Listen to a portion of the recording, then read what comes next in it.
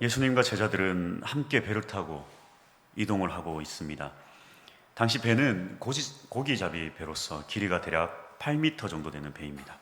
이 배의 구조를 보면 배 갑판 아래에 공간이 있고, 이 갑판 아래에는 배의 균형을 유지하기 위한 모래 주머니들이 있습니다. 아마도 피곤하신 예수님은 갑판 아래로 내려가 이 모래 주머니 하나를 베고 주무셨으리라 추측할 수 있습니다. 이 배에서 가장 안전한 곳이 바로 여기입니다. 이 균형을 유지하는 곳. 예수님께서 주무시던 갑판 아래가 배에 가장 안전했던 곳이었습니다. 그렇게 이동 중에 광풍이 몰아쳤고, 또 이 배와 파도에 익숙한 제자들은 이 광풍이 보통 광풍이 아님을 직감하게 됩니다. 결국 이 위태한 지경에 이르자 곤히 주무시는 예수님을 깨워서 구원을 요청합니다. 예수님은 그의 능력으로 바람과 물결을 잔잔하게 만드셨습니다. 그러나 문제는 그 다음이었습니다. 제자들이 예수님께 꾸중을 들은 것입니다. 너희 믿음이 어디 있느냐? 저는 참 이 본문을 묵상하면서 하나의 고민에 빠졌습니다. 과연 제자들이 예수님께 꾸중 들을 만한 행동을 했는가? 제자들은 예수님과 동행을 하였습니다. 그리고 그리 크지 않은 배에 마음 먹으면 깨울 수 있는 위치에 계신 예수님과 함께 했습니다. 또 위기가 다가오자 그들이 어떻게 했습니까? 그들은 예수님께 기도했습니다. 구원을 요청한 것입니다.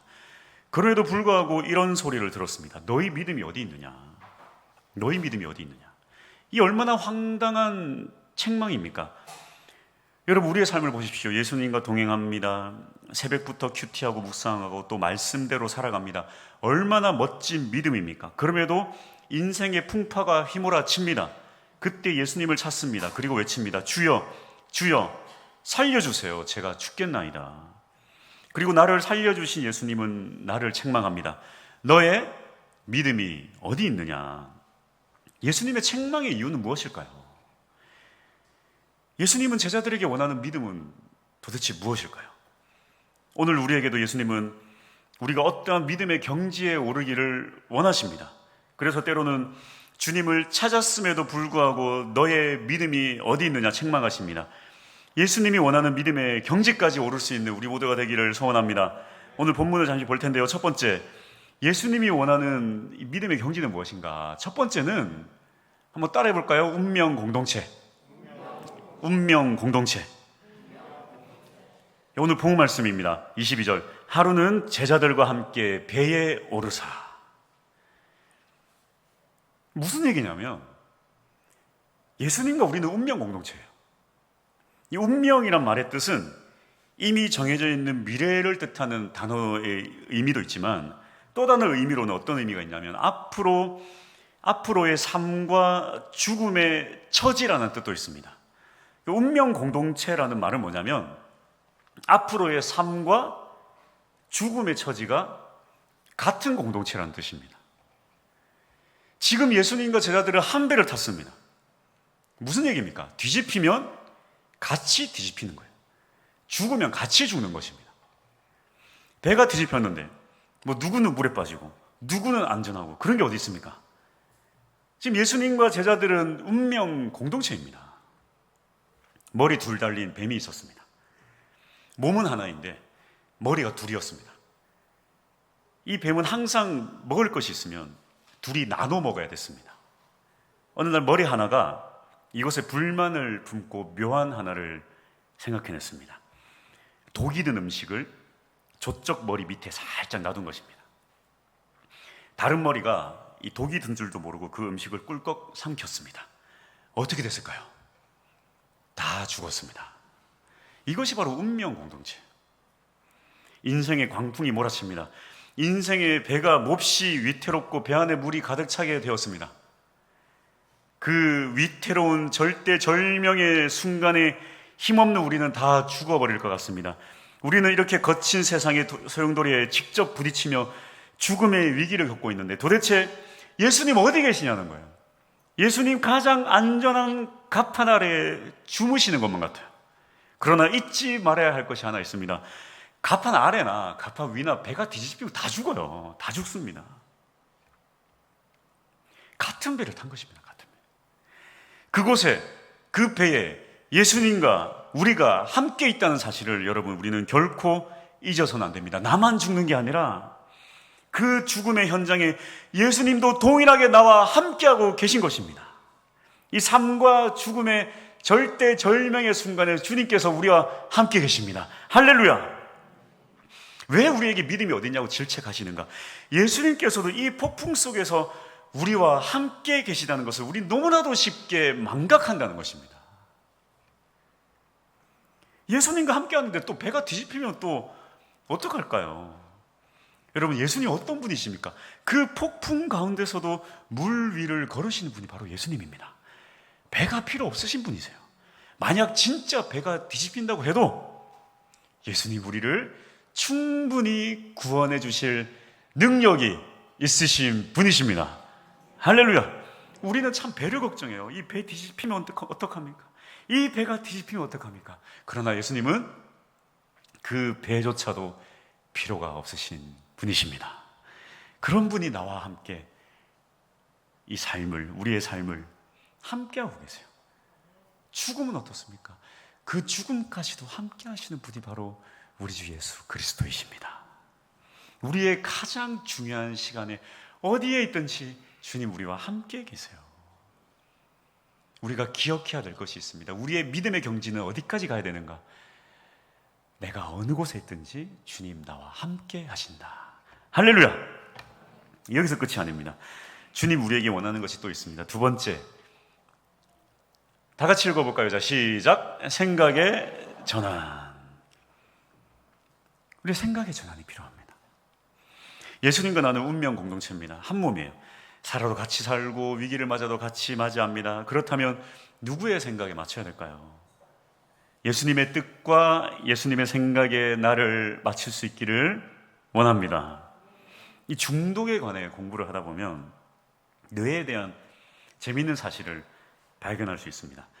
이 두뇌의 거의 대부분은 감각기관이, 이 두뇌가 감각기관을 주관합니다.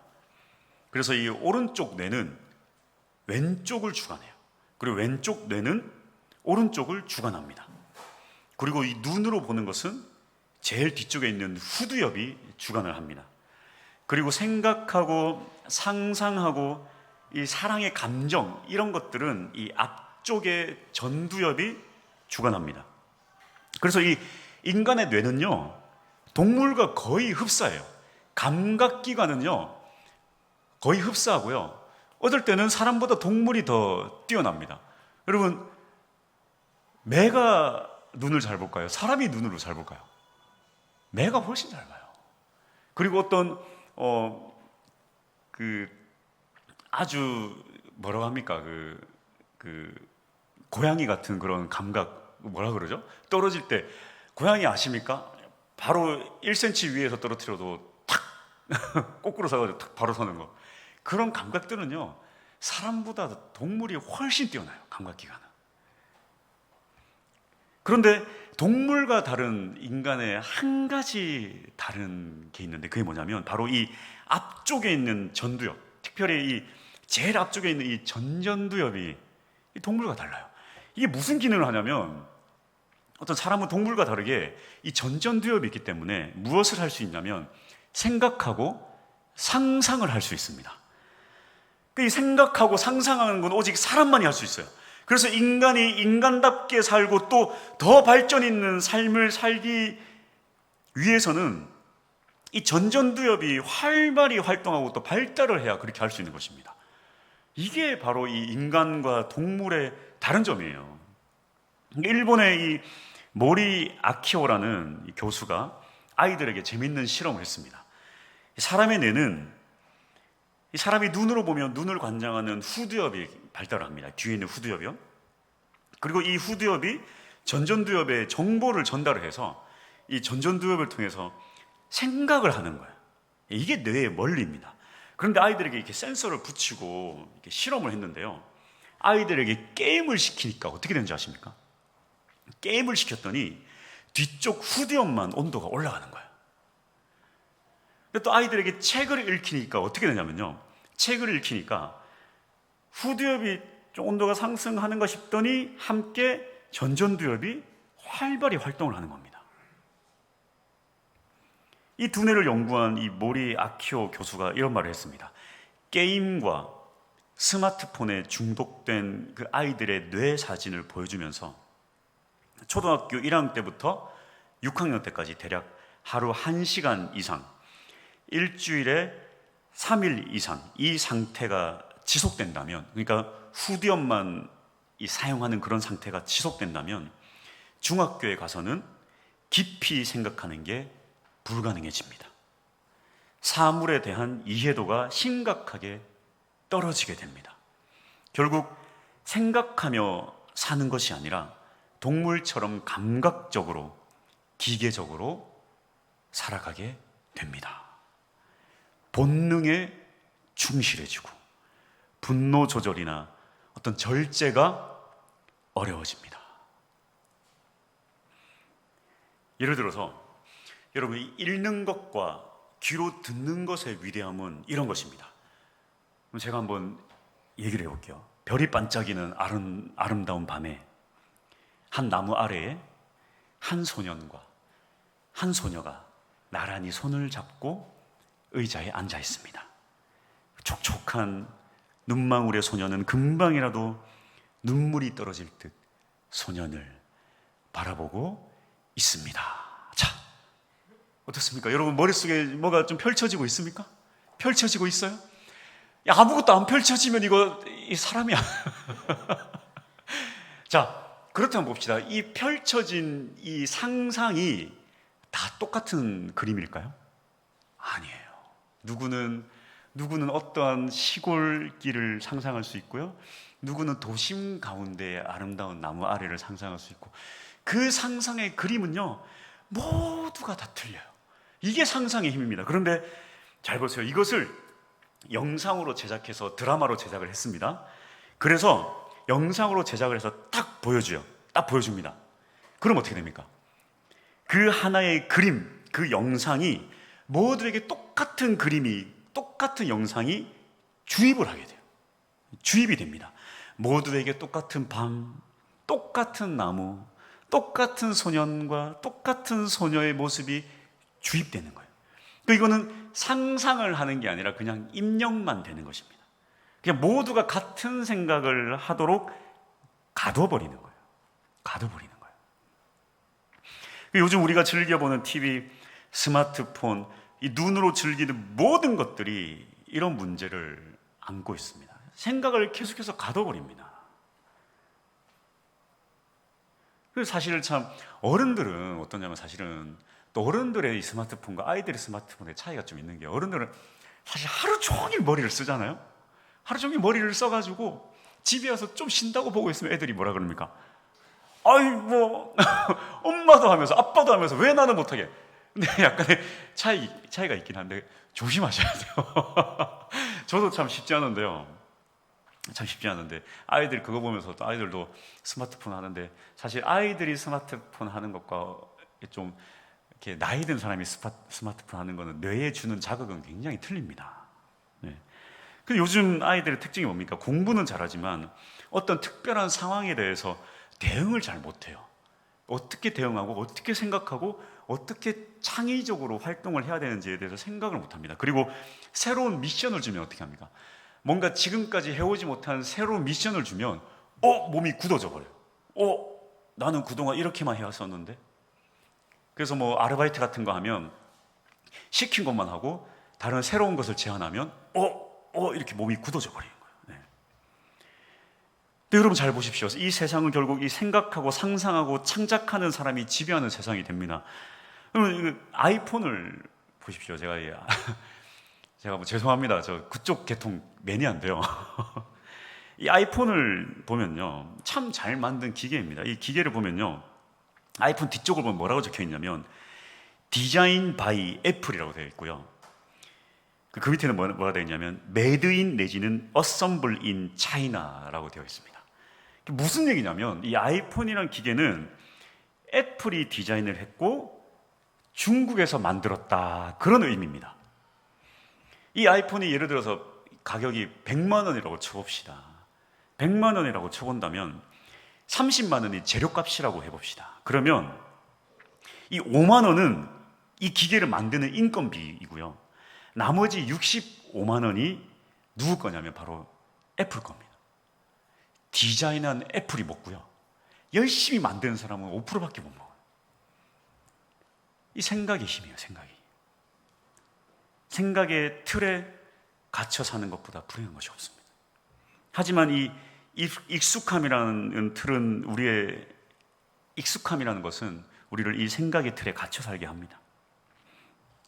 왜 사람들이 영생을 믿지 못할까요? 죽음이라는 익숙한 틀에 갇혀 있기 때문입니다. 왜 예수님과 함께 있으면서 폭풍이 예수님보다 더 무서울까요?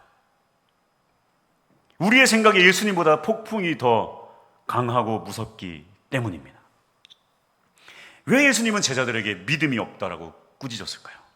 그들의 생각의 틀에 예수님을 가둬놓았기 때문입니다. 그리고 그 생각의 틀 안에서만 예수님을 믿었기 때문입니다. 미국의 데스틴이라는 유튜버가 있는데요. 이 데스틴이라는 유튜버는 나날이 더 똑똑해지기라는 유튜브를 운영하고 있는데요. 여기서 이 데스틴이 한 실험을 하였습니다. 자전거를 핸들과 앞바퀴가 반대로 틀어지는 자전거를 제작을 했습니다. 그러니까 일반적으로 이렇게 틀면 바퀴도 이렇게 틀어야 되고, 이렇게 틀면 이렇게 틀어져야 되잖아요. 근데 그걸 거꾸로 제작했어요. 이렇게 틀면 바퀴가 이렇게 가고, 왼쪽으로 틀면 바퀴가 오른쪽으로 가는 거예요. 그 자전거를 타니까 3m를 탈 수가 없어요. 그래서 그 자전거를 가지고 다니면서 이 자전거로 3m 이상 달리면 20만 원을 주겠다 이러고 실험을 했습니다. 아무도 이 자전거를 가지고 3m 이상을 타지를 못했습니다. 그래서 이 데스티니한 사람이 대단한 사람이죠. 이 자전거로 연습을 하는데 몇 달을 연습했냐면요, 8개월을 연습했습니다. 8개월을 연습하니까 어느 시점이 되니까 갑자기 이게 되더라는 거예요. 이쪽으로 넘어질 것 같으면 딱딱딱 되더라는 거예요. 반대로 되는 게. 머릿속에 이 각인되어 온 생각의 틀이 어느 순간 깨지는 걸 그가 경험을 한 겁니다. 26년 동안, 그 데스틴이 26살이었는데 이때 26년 동안 자전거를 탔는데 그걸 깨부수는데 이 데스틴은 8개월이 걸린 것입니다. 그러다가 이제 다시 핸들이 제대로 된 자전거를 다시 탔더니요, 처음에 안 되는 거예요. 그러다가 다시 제대로 된 자전거를 타는 데는 20분 딱 연습하니까 바로 또 되더라는 거예요. 생각의 틀을 깨부수는 데는 8개월이 걸렸는데요, 다시 되돌아오는 데는 20분이면 끝납니다. 예수님을 완전히 믿는다는 것은 나의 생각의 틀을 완전히 깨부수는 작업이 필요합니다. 내 생각의 틀을 깨부수고 예수님의 생각으로 전환을 해야 되는 것입니다. 그런데 내 모든 인생을 고스란히 담고 있는 이 생각의 틀을 깨부수는 데는 엄청난 노력이 필요하지만 다시 내가 살던 그 생각으로 돌아오는 것은 너무나도 쉽게 돌아온다는 거예요. 너무나도 쉽게 돌아온다는 거예요. 그러니까 우리가 하나님의 능력을 경험하고 내 생각보다 위대하신 주님을 경험하며 살더라도 방심하는 그 한순간에 다시 내 인생의 생각들로 돌아오는 게 우리라는 것입니다. 우리라는 거예요. 우리 가족이, 제가 살면서 무보수로 사역을 한 3년간 하면서 그때 경험한 게 뭐냐면 까마귀를 보내주신 하나님의 손길이었어요. 아니, 세상에 너무나도 신기하게 쌀이 떨어지면 누가 쌀을 갖다 줘요. 기저귀, 그때 다 첫째가 태어났는데 기저귀가 떨어지면 누가 돈을 보내줘요. 너무 신기해요. 어느 정도까지 신기했냐면 3년 동안 어느 정도까지 그런 일이 일어났냐면 나중에는 쌀이 떨어졌는데 그러면 누가 또 주시겠네? 그럼 누가 갖다 주면, 야, 난 3년 동안 살면서 세상 그때만큼 편했던 적이 없었어요. 죄송합니다. 저만 편했고요. 같이 살던 분들은 안 편했는데 어쨌든 아니 뭐 쌀 들어오면 쌀 들어오고 돈 들어오면 돈 들어오고 뭐 걱정할 게 뭐가 있습니까? 그렇게 살았는데도요. 나중에 세월이 좀 지나서 돈이 부족하면 걱정부터 앞선다는 거예요. 어떡하지? 우리 인생이 그렇습니다. 우리 인생이 그래요.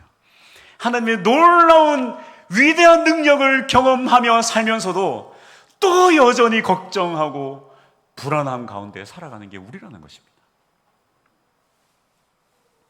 쉽게 바뀌는 게 아니에요. 우리의 한계를 뛰어넘어 예수 그리스도를 바라볼 수 있는 우리 모두가 되기를 소원합니다. 할렐루야. 이사야 43장 2절 말씀입니다. 우리 같이 한번 읽어볼게요. 내가 물 가운데로 지날 때에 내가 너와 함께 할 것이라. 강을 건널 때에 물이 너를 침몰하지 못할 것이며 내가 불 가운데로 지날 때에 타지도 아니할 것이요 불꽃이 너를 사르지도 못하리니. 아멘. 우리의 생각은 어떻습니까? 예수님, 위험한 물에 가지 않게 해주세요. 우리 아이들 위험한 물에 가지 않게 해주세요. 그러나 주님의 생각은 달라요. 네가 인생을 살면서 위험한 물 가운데로 갈 것이다. 하나님, 불 가운데로 가지 않게 해주세요. 주님의 생각은 다릅니다. 네가 살면서 위험한 불 가까이 갈 것이다. 그러나 그 죽음의 순간에 내가 너와 함께 할 것이다. 이것이 주님의 생각입니다. 우리가 생각도 하지 못한 상황 속에서, 우리가 상상도 하지 못하는 그런 상황 속에서 놀라운 능력을 베푸시는 분이 바로 예수 그리스도라는 것입니다. 우리의 생각으로는 그래요. 예수님이 우리를 그런 위험한 물 가운데로, 불 가운데로 가도록 허락하셨겠나? 허락하시는 분이십니다. 우리의 생각은 아닐 수 있겠지만 하나님의 생각은 달라요. 그래서 그런 생각에, 우리의 생각에 갇혀 살다가 물 가운데로 가고 불 가운데로 가는 순간 상처받고 힘들고 넘어지는 게 우리의 인생이라는 거예요. 육체의 생각입니다. 뛰어넘으셔야 돼요. 제자들이 뱃사람으로서 그 누구보다 바다와 이 바람과 파도에 대해서 그 누구보다 잘 알아요. 그래서 그들이 이 상식에 따라 이 폭풍이면 우리는 죽었다라고 하는 것입니다. 하지만 그 상식을 뛰어넘는 분이 바로 예수 그리스도입니다. 그 예수님을 바라보고 살아갈 수 있는 우리 모두가 될 수 있기를 소망합니다. 할렐루야. 우리가 우리 인생의 전문가라고 생각할 수 있습니다. 그러나 우리보다 우리의 모든 것을 다 알고 계시고 우리보다 훨씬 뛰어난 분은 바로 예수님입니다. 인생의 전문가는 내가 아니라 바로 예수님이세요. 제자들이 책망받는 이유가 무엇입니까? 뱃사람으로서 이 바람과 이 파도의 전문가로서 이미 그들이 믿음의 결론을 내려놓았기 때문입니다. 이거는 끝이다. 망했다. 이거는 어떻게 할 수 없는 것이다. 그렇게 결론을 내린 상태에서 주님을 찾았기 때문입니다. 우리는 주님과 동행하는 자들입니다. 여러분의 인생 가운데 주님께서 함께 계십니다. 모든 결론을 우리 안에서 결론을 짓는 것이 아니라 주님께 여쭤봅시다. 주님, 불이 바로 옆에 있는데요. 더 가까이 갈까요? 더 앞으로 나아갈까요? 주님, 낭떠러지입니다. 바로 앞에 물이 있습니다. 더 앞으로 갈까요? 그래, 더 나아가라. 그렇게 주님의 말씀 붙잡고 주님 의지하며 나아갈 수 있는, 우리의 모든 생각의 틀을 깨 부술 수 있는 믿음의 백성들이 될 수 있기를 소망합니다. 할렐루야.